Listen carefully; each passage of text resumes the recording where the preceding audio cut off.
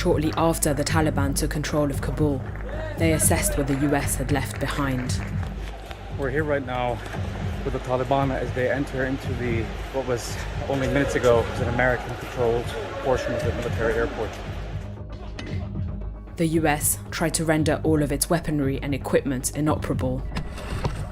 But footage emerged that appeared to show Taliban forces parading captured American weapons. It was not the first time that the American military had mistakenly handed over arms to their enemies. In Syria, they airdropped weapons directly into the hands of ISIS. Governments also sell arms to fragile states, but when they collapse, entire regions are flooded with weapons.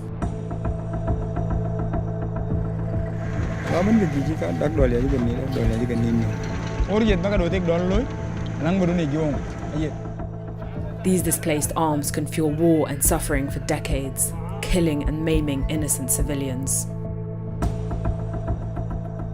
International arms treaties have failed to stop this harmful flow of weapons. Weapons are the only thing we allow countries and economies to trade whose entire purpose is to be harmful.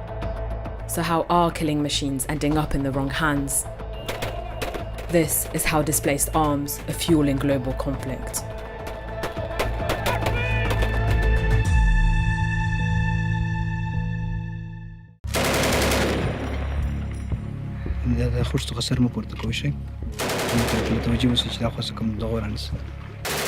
As the American occupation of Afghanistan ended, one of the last places to fall was Kandahar.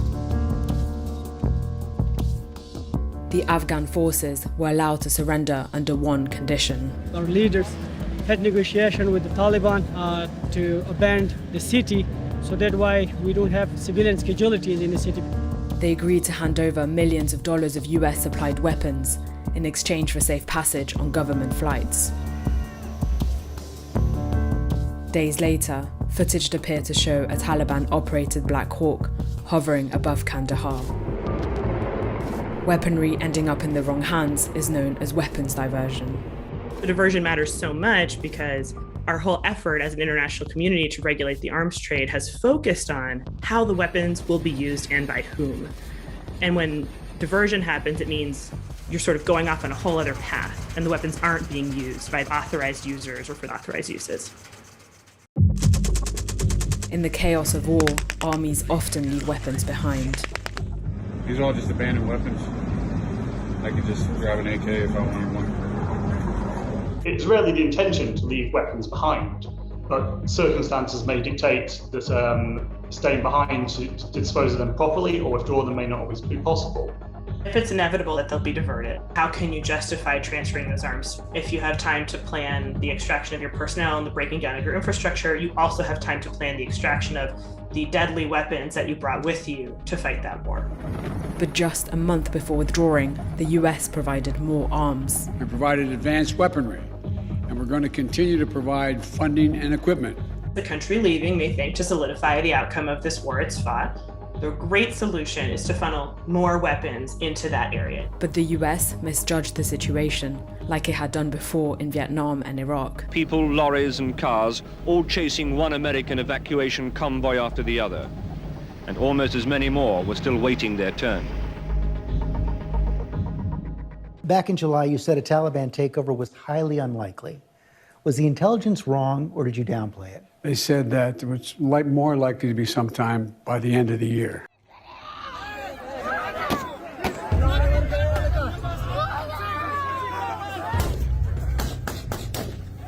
There is a fear that the Taliban's new arsenal will be used to commit human rights abuses.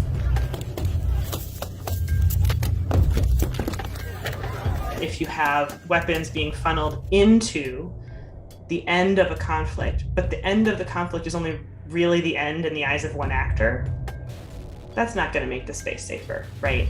Weapons make things less safe, not more, because weapons are instruments of violence. The sale or donation of weaponry to fragile states also poses a risk of arms diversion.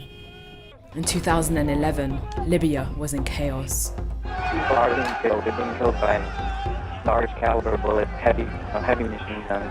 They've been using anti-aircraft artillery. The eruption of civil war cast a spotlight on previous arms sales to the country. All the international society knows that he's a dictator. He's a dictator and he killed a lot of people in Libya. Despite this, in just 5 years, the EU exported 835 million euros worth of arms to Libya after an earlier arms embargo was lifted in 2004. I was particularly struck at our earlier meeting with Colonel Gaddafi by his determination to carry on down this path of cooperation. But Libya was unable to properly store its abundance of weaponry. When the government was defeated, regionally based armed groups seized the national stockpile, and so you had a large number of weapons very quickly falling into the hands of armed groups.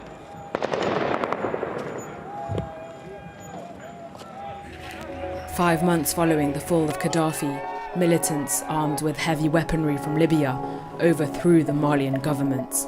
When you've got a case of arms diversion, like the huge arsenal that Colonel Gaddafi had built up, then those arms can fuel conflict around the region or even around the world.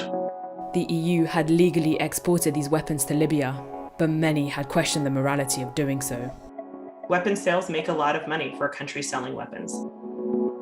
Whether the cost is a reputational cost or the moral or ethical cost of having sold those weapons, then they're going to sell the weapons unless we regulate them out of doing that. 10 years on, Libya remains in a state of chaos.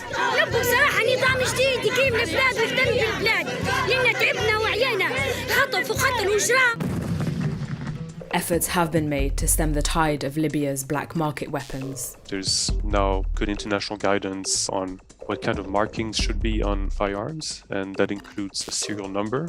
If you're able to go to that country and say, look at this long list of weapons we've confiscated that you sold, claiming there was no risk of diversion, but that's not at all where you said they'd end up. I think that can do a lot in putting pressure on governments. It lets you prove what's happening. But when weaponry is in the wrong hands, serial numbers don't prevent violence. Since 1996, the conflict in the Democratic Republic of Congo has been the bloodiest since World War II. No mercy was shown in this case. A rebel soldier given no chance of survival, thrown bodily from a bridge, then finished off by gunfire. To stop the flow of weapons to militant groups, arms sales to the country have been strictly controlled by sanctions and must be declared to the UN Security Council. But that hasn't stopped the conflict. Abusiku kuna katika na bako na kuua sie. Kuchoma nyumba, kuua, kuchoma nyumba, kuua na kuchoma nyumba. Ndio bako na uwa na isi. Last year, it was reported that some countries had been selling arms to the DRC without declaring them to the UN. There's a few measures at the international level that can be used to control the arms trade. None of those measures always operate perfectly. In 2014, the International Arms Trade Treaty entered into force. In favor, 154.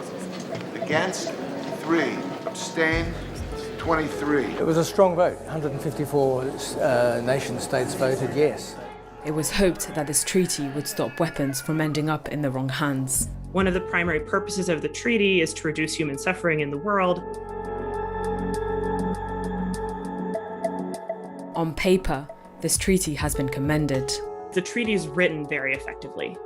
The risk assessment that it lays out, the prohibitions in the treaty, the risks around diversion, those obligations are written clearly, and they're written really, frankly, very strongly. In practice, the treaty has not always stopped weapons diversion. We've seen this repeatedly where signatories to the Arms Trade Treaty have continued to sell arms despite the fact that they're clearly going to be used in conflict, that they're clearly going to be used by repressive regimes. All of these instruments are young. Those measures do meaningfully constrain the choices, and that is frankly worlds better than not having those measures in place at all.